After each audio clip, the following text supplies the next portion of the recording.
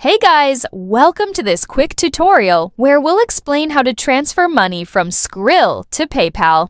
So, let's get started. First, log into your Skrill account on the Skrill website or app. Although Skrill doesn't support a direct transfer to PayPal, you can still move your funds using your bank account.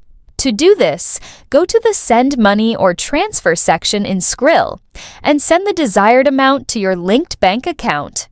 Make sure all your bank details are correct before confirming the transfer. Once the money arrives in your bank account, open PayPal and log into your account. From there, you can add the funds from your bank account into your PayPal balance. This two-step method, first transferring to your bank, then from your bank to PayPal, is the most reliable way to move money from Skrill to PayPal. And that's it. If you found this video helpful, consider giving it a like and subscribe.